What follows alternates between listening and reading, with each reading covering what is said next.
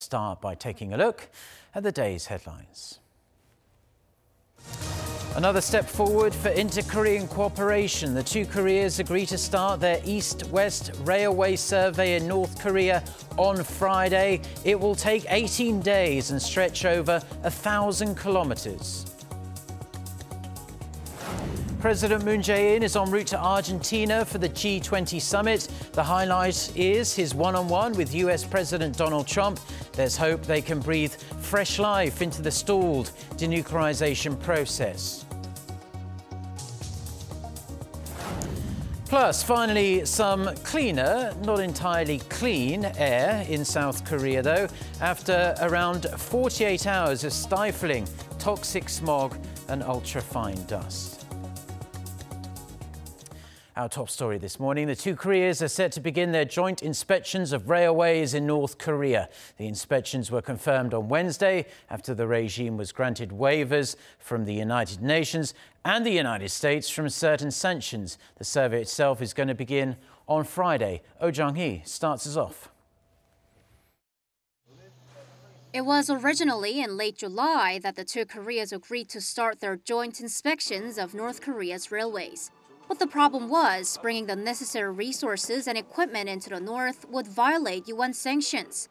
Back in late August, Seoul tried to send a research team up north for an on-site survey, but it couldn't because of objections from the UN command. Fast forward, and it's been a 4-month stalemate both in North Korea-US nuclear negotiations and in inter-Korean cooperation. But now there's some progress. Last week, Seoul and Washington launched a bilateral working group. Then the UN Security Council granted a limited waiver to its North Korea sanctions. And the US, too, decided to grant some exemptions to its own sanctions. Seoul quickly proposed a schedule to the north for the inspections. And with a reply from Pyongyang on Wednesday, the two Koreas are starting their joint rail inspections this Friday. South and North Korea agreed to move along 2,600 kilometers of North Korean railway tracks over the course of 18 days starting November 30th. We're going to survey the western section between Kaesong and Siniju for 6 days until December 5th, and then the eastern section between Mount Keumgangsan and the Dumangang River from December 8th until the 12th. The upcoming inspections will cover tracks in North Korea proper. South and North Korea checked the cross-border sections back in July. 7 South Korean train cars will be crossing the border with 55,000 liters of oil and 300 kilowatts of electricity. At Panmun Station, the South Korean train will link up to a North Korean locomotive and cars. Then they'll move together as they test the western Gyeongui line first and then the eastern Donghae line. The whole process is expected to take 18 days. This will be the first time in over 10 years that the two Koreas have checked the western Gyeongui line, and the first time in history they've surveyed the eastern Donghae line. During the survey, Seoul says it'll talk with the North about holding a groundbreaking ceremony within this year. And after the inspections are over, South Korea will be working on plans for more surveys and then for actual construction. The UN says the two Koreas will need more sanctions waivers to take further steps in setting up railway connections, and Seoul says actual construction will proceed in accordance with progress in North Korea's denuclearization. Oh Jung-hee, Arirang News. South Korea is in the process of delivering 50 tons of pest control chemicals to North Korea's border town of Kaesong. 15 people, including forestry experts and officials from the South Forest Service, crossed the border via the land route a couple of hours ago. In the afternoon, they'll look around a nearby pine forest with North Korean officials to discuss ways to work together. Seoul says the chemicals are not restricted by UN sanctions and the delivery is to prevent forest damage from spreading. In August, South Korea sent officials to the North Mount Keumgang for a joint check on local forests. President Moon Jae-in is en route to Argentina for this year's G20 Summit. While he's in South America, the South Korean leader will hold one-on-one talks with his US counterpart Donald Trump. The crunch meeting comes as the denuclearization process hangs in the balance, with the lines of communication between Pyongyang and Washington appearing to fall silent in recent weeks. Shin Se-min with the details. The summit between Presidents Moon Jae-in and Donald Trump of the U.S. is confirmed. Following the announcement by the White House, South Korea's presidential office too says that the leaders will be meeting on the sidelines of the G20 Summit in Argentina this weekend. South Korea and the US will focus on ways to pursue complete denuclearization and lasting peace on the Korean peninsula, all while working to boost bilateral cooperation. The exact time and date, though, have not yet been confirmed, given both leaders' packed schedules in Buenos Aires. But it will be their first meeting since September in New York on the sidelines of the UN General Assembly, and their 6th in total. It's believed that Seoul and Washington are keeping so closely in touch because of the lack of concrete outcomes in North Korea's denuclearization, and now that a high-level meeting between the North and the U.S. has been delayed for weeks. And it's expected that the summit in Buenos Aires might see President Moon play the role of mediator once again to get the seemingly stalled talks back on track. In the meantime, on President Moon's first stop in the Czech Republic, he sat down with Prime Minister Andrej Babiš, and the two discussed issues of mutual interest as well as South Korea's bid to build a nuclear reactor for the country. Spanning continents, the president's trip now takes him to Argentina, along with the world's most important leaders. But for South Korea, the focus is the summit between Moon and Trump, and the hope that they will perhaps lift the cloud of uncertainty on North Korea-related diplomacy. Shin Se-min, Arirang News, Prague.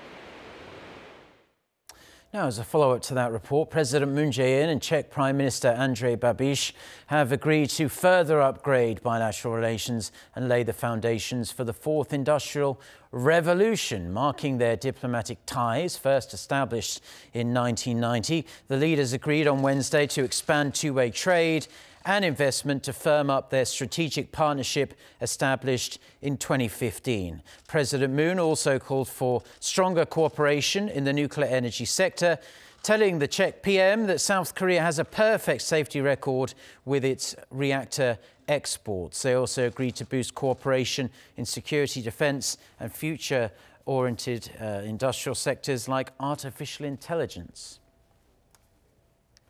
Amid an intensifying diplomatic row between Seoul and Tokyo, South Korea's Supreme Court will hand down its final verdict very soon, today in fact, on Japan's forced wartime labour of Korean women and girls. 4 female victims sued Japan's Mitsubishi for compensation in 1999 and 2012 in Japan and Korea, respectively. When the victims were only in their mid-teens, they were sent to work at Mitsubishi factories during Japan's colonial rule over Korea. The top court is also scheduled to rule on a separate suit against Mitsubishi Materials that was filed by another group of Korean victims of Japan's forced labour.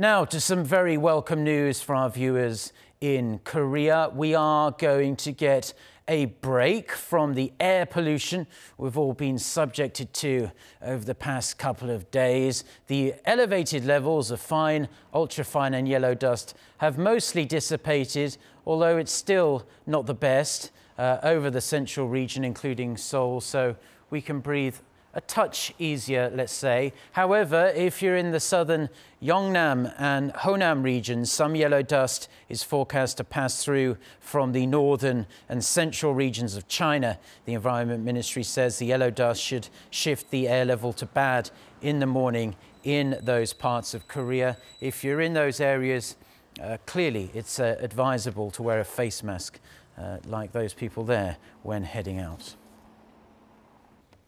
Now, as South Korea successfully test-launched the first stage of its rocket, it's called the Korea Space Launch Vehicle 2 on Wednesday. Attention on the rocket itself is also increasing. Kim Hyo-sun tells us what steps lie ahead for South Korea to realize its space dream. South Korea took a step closer to launching a space vehicle designed solely with homegrown technology on Wednesday with the successful test launch of a rocket engine. The next task is to develop what's called a clustering technology that groups the 4 75-ton engines that constitute the 3-stage Korea Space Launch Vehicle 2, dubbed Nuri. Researchers must conduct tests to enable the 4 engines to work as one, and they also need to carry out further research on assembling the 3 stages of the rocket. We've been running tests on engines for stages 2 and 3. We now have the difficult but important task of assembling and testing the rocket. If everything proceeds as planned, Nuri will be launched in October 2021, which will enable South Korea to realize its space sovereignty ambitions. Kim Yo-sun, Arirang News. Now, for over a decade, South Korea's chronically low birth rate has been an issue government officials have just been unable to resolve. And if the latest data is any indication at all, the country could see the birth rate drop even further in the near future. Won Jong-hwan reports.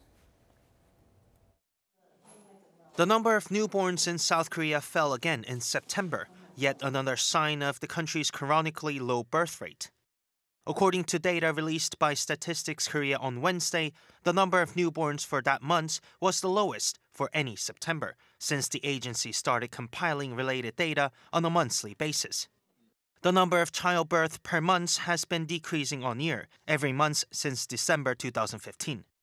In September, about 26,000 babies were born, down 13.3% from a year earlier and 24% lower compared to 2016.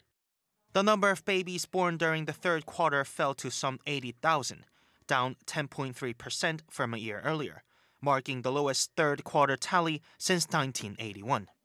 On a yearly basis, despite concerted efforts to tackle the issue, the number of newborns dropped to a record low last year. It totaled less than 360,000, down 11.9% from 2016. Experts are already concerned about this year's overall number. The total fertility rate, or the number of babies that a woman is projected to have during her lifetime, has been gradually decreasing in every quarter of this year. Considering that the fourth quarter of the year tends to mark the lowest figure of all, experts say it is highly likely that the total fertility rate for the country could fall below 1 for the year 2018. The expected figure is worrisome as it not only suggests that there are quite a lot of women who do not have a baby, but it will also bring us serious concerns in terms of economic growth potential in the country, reducing the size of the workforce and driving up welfare costs to support a rapidly aging population. Won Jong-hwan, Arirang News. Now, more than 40% of people in Korea take care of pets at home. Looking to tap into what is a multi-billion-dollar market, a wide range of services are popping up, catering to people who are willing to drop some big money to make sure their four-legged friends are happy and healthy. Seoul tells us more. Every morning, Mr. Gabby feels a rush of excitement, looking forward to playing with his classmates.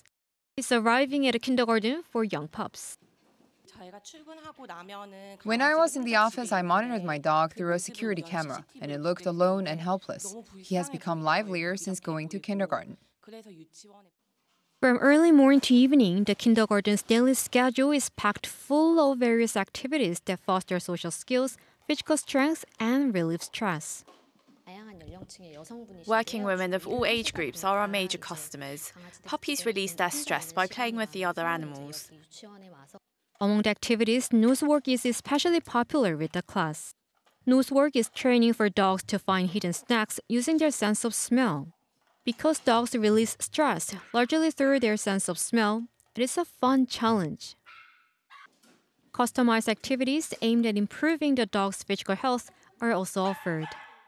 Dogs, small and medium-sized ones in particular, often suffer from knee problems. Jumping or going under hurdles and balance exercises help to strengthen their related muscles. More and more people see their pets as companions or an extension of their family. As a result, a bunch of new services, including puppy kindergartens, have popped up. It is hoped that such services boost the well-being of pets and their owners. Miss Park is taking her cat to a vet. The cab she's taking is a taxi solely dedicated to pets. Both pet and owner are comfortable and enjoy the ride. Though it is more than twice the price of regular taxi, more and more people are making use of the service. Our services are mainly used by women of all ages who either own a large pet or several animals.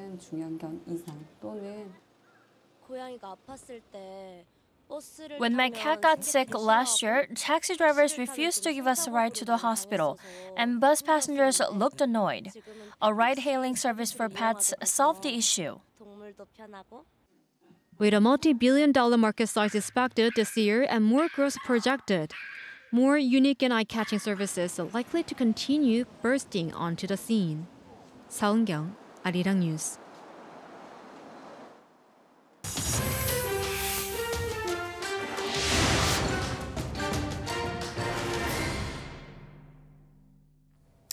The Bank of England has warned that a disorderly Brexit could push the United Kingdom towards the biggest economic slump in modern memory. Quite the warning. For more on this and other news from around the world, let's turn to our No Aram.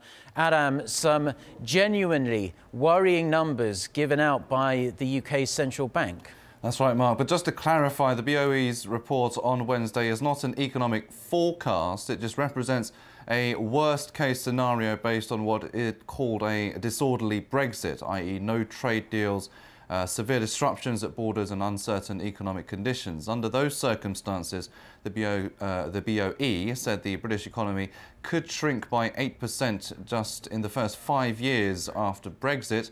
That would be a bigger slump than that experienced during the 2008 financial crisis.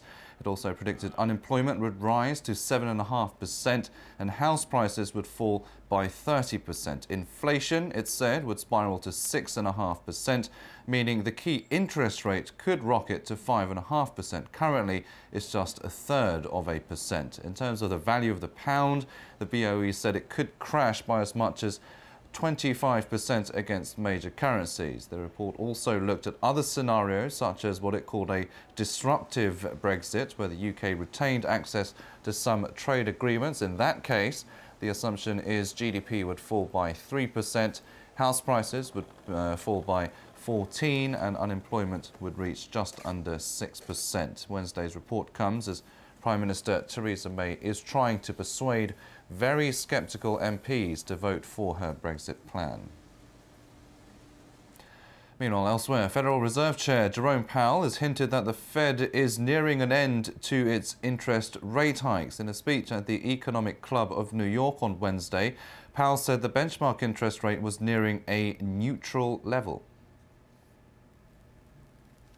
Interest rates are still low by historical standards, and they remain just below the range of estimates of that level that would be neutral for the economy, that is, neither speeding up nor slowing down growth. His comments contradicted what he said early last month when he said the rate was a long way from neutral. Those remarks set off a rough period on Wall Street with major indices dropping.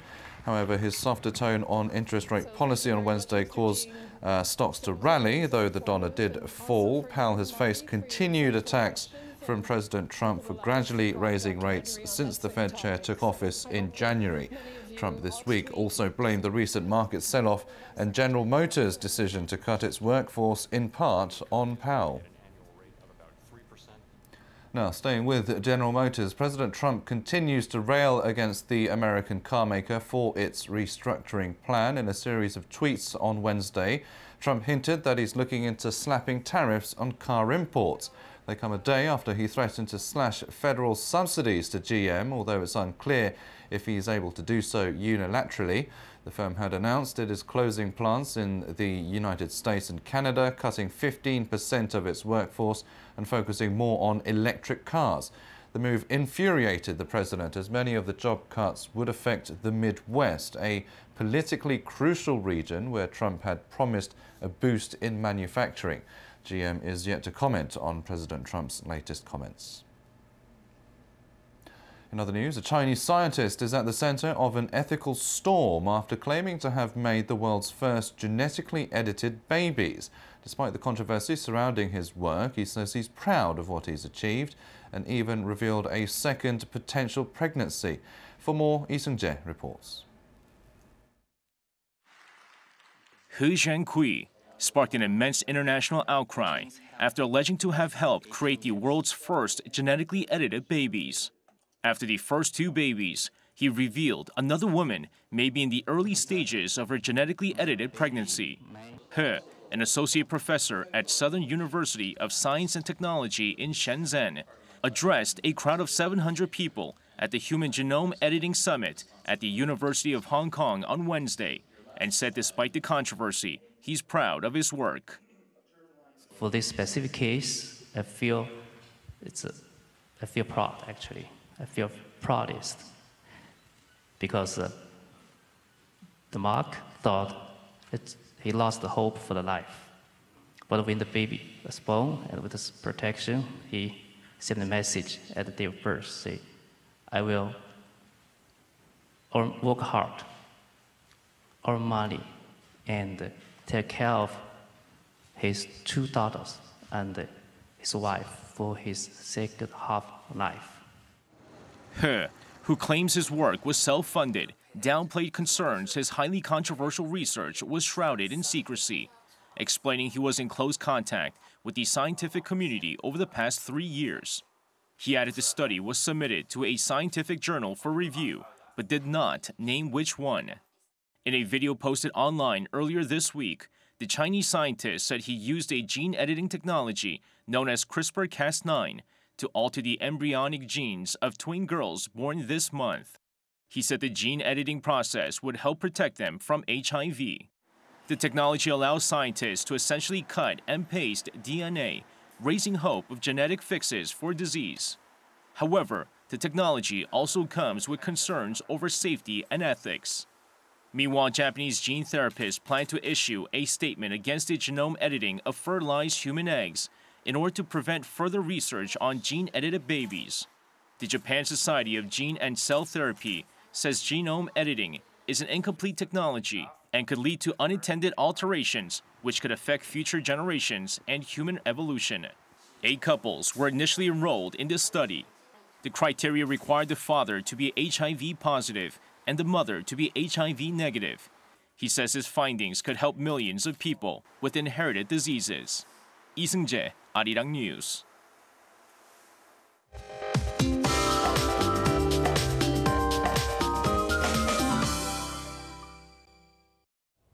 Good morning. The air quality has improved a bit in the upper parts of South Korea, including here in the capital, but lingering yellow dust and more fine dust are blowing in, hiking dust levels to many areas again. Temperature-wise, dress warmly on your way out. There's been a big drop in temperatures for the central region. Daily highs will be nearly 5 degrees lower than yesterday here in Seoul. Friday's forecast to be even colder, but the cold snap will ease in time for the weekend. Mostly sunny skies will be featured, while Gangwon province is under a dry weather advisory. While Korea's weather agency issues a dry weather advisory when effective humidity drops below 35% for 2 days in a row. And as we can feel, air over the rest of the country is also getting drier. In taking a closer look at today's daily highs, readings will be on the chilly side in Seoul and Chuncheon, only rising to 6 and 7 degrees Celsius respectively, but those in Jeju and Busan will still enjoy mild daily highs. That's Korea for you, and here's international weather for viewers around the world.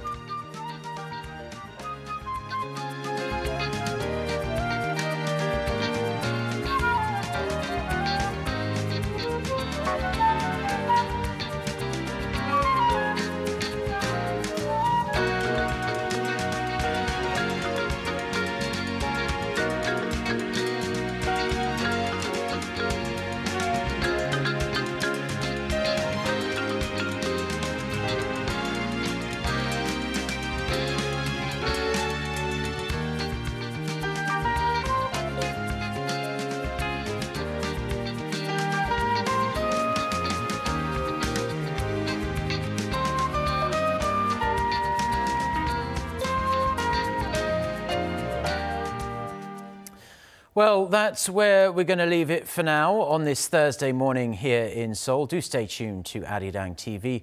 Plenty more coming up, including our next newscast at noon Korea time in around an hour and a half from now with our very own Lee Ji-yoon. So until then, goodbye.